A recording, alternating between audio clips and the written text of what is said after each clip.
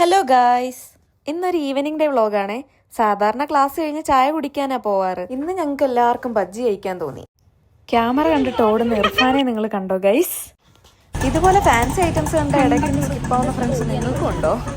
എന്നാൽ ഞങ്ങളങ്ങനെയാണ്. അവിടുന്ന് ഞങ്ങൾ നേരെ അക്കയുടെ കടയിലേക്ക് പോയി. ഈ ഏരിയയിൽ എല്ലാവർക്കും അറിയുന്ന ഒരു കടയാണത്. കാരണം 10 രൂപയ്ക്ക് 4 ബജ്ജി കിട്ടും. കോളേജ് സ്റ്റുഡൻസാണ് മോസ്റ്റ്ലി വരാറുള്ളത്. ഇന്നൊക്കെ ആണെങ്കിൽ സ്റ്റാർട്ട് ചെയ്യുന്നേ ഉള്ളൂ. ഇവക്കാണെങ്കിൽ ഹോസ്റ്റലിൽ നേരത്തെ കയറാൻ വേണം. അപ്പൊ പിന്നെ ഞങ്ങൾ സ്പോട്ട് മാറ്റി നേരെ വെച്ച് പിടിച്ചു. ഇതൊരു പുതിയ സ്പോട്ടാണ്, ഞങ്ങൾ ഇതുവരെ ട്രൈ ചെയ്തിട്ടില്ല. അപ്പൊ പിന്നെ ട്രൈ ചെയ്യാന്ന് വെച്ച് വന്നതും ക്ലാസ്സിലുള്ള പകുതി പേരും ഉണ്ടായിരുന്നു.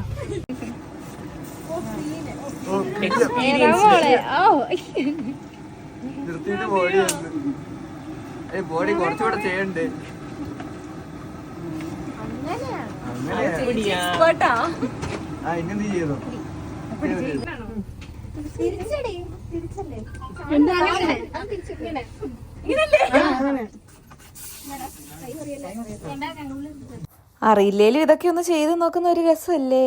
എന്ത് കാര്യം ചെയ്യാനാണെങ്കിലും അതിനൊരു മൈൻഡ് മതിയല്ലോ. സോ ട്രൈ ചെയ്തു.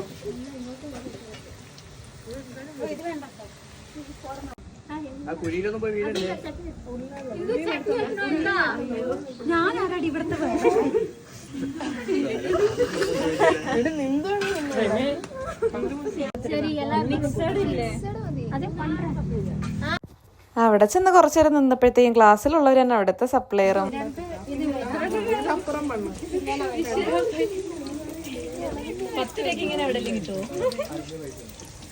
ഇവളുമാരി ധൃതി കാണിക്കുന്നത് ഇവർക്ക് ഹോസ്റ്റലിൽ കയറാനൊരു ടൈം ഉണ്ടേ, അതുകൊണ്ടാണേ. ചൂട് ചൂട്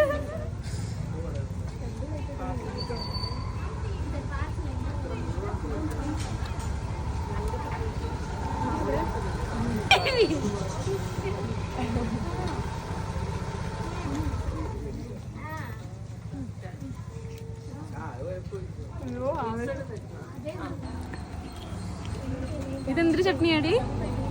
മിന്റോ? മുളകുണ്ട്, പുതിനല്ലേ ഉണ്ടെന്ന് തോന്നുന്നു.